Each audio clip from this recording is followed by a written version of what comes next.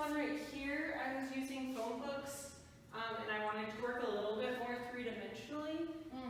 So when I created that one, the kind of sphere wasn't very uniform, so I had to come up with a solution. So I decided to just spritz it with water, which gave it that interesting texture. So I thought that was kind of fun. It makes me think of like those toys where you put it in water and then you have a, yeah. Yeah. So that was a simple solution.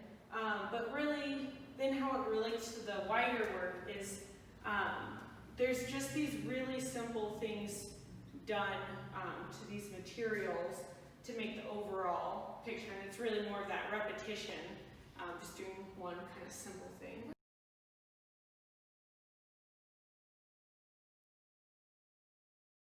So Heidi, if you could kind of give us a little bit of insight into this piece titled, Untitled, Erosion.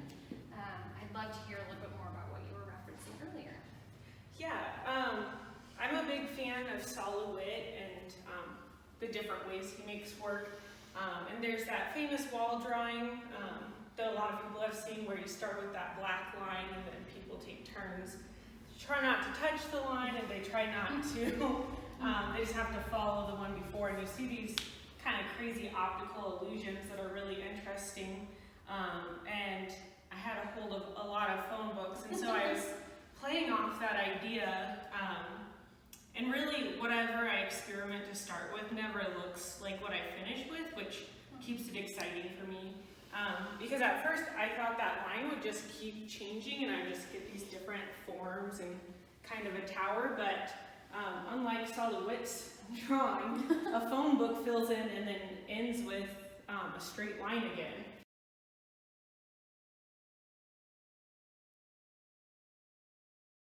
Started cutting them into shapes where it's convex and concave and concave, and see what those intersections would look like in different areas. So, and so what's on the top of the works? Is it tape of some sort, or is that actually the paper? That's actually the paper. Wow. When I use these kind of atypical art materials, I really like that idea of transformation of material, and I don't always want it to just be super obvious right off the bat what it is. It's fine if people figure that out after a little bit of looking at it, but that little suspense is really interesting.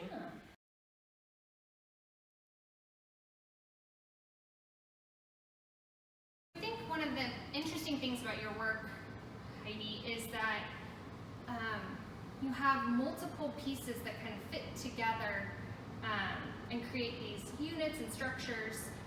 And if you could just talk a little bit about what that means to the practice, or how you came to these smaller pieces that create larger works. I would love to know more.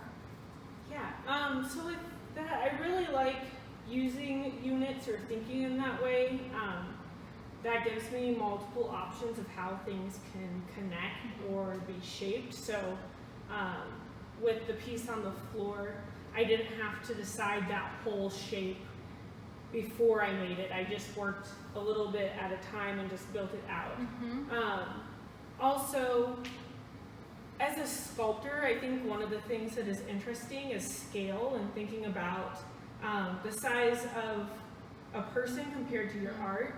And I really like to work with something a little bit larger than a human, so that it feels less like an object to look at and more like something that you're kind of a part of. It's not quite full-on installation or anything like that, but I like that scale.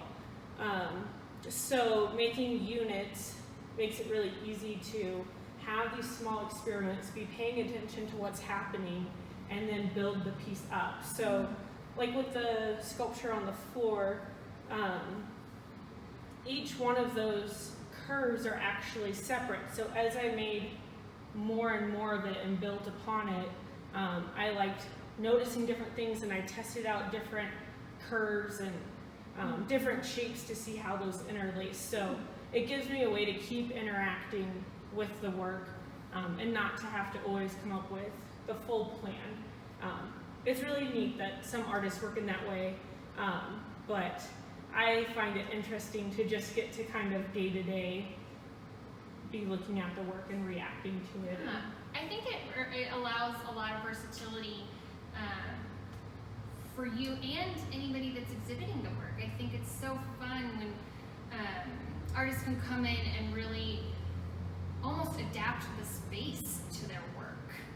It really makes for a fun collaborative experience between the gallery and the artist, or the exhibitor and the artist. It's just so fun for us to see how you take our spaces and expand them into the work and work within our spaces and grow it. It's so fun. I love installations like this. And I think that's the beauty of that unit, that ability to kind of adapt smaller pieces into one larger mass sculpture. Yeah, it goes back to that kind of freedom element of just, because the work works in units, I'm not locked in at any time for it to look a certain way. Yeah, a lot of flexibility. Yes, I like that. I need That's flexibility. good, right? We all need flexibility. Well, wonderful. This has been just a delight to learn from you, Heidi, about your show, and see the work and learn a little bit about your process. I really appreciate your time. Great, thank you. Absolutely.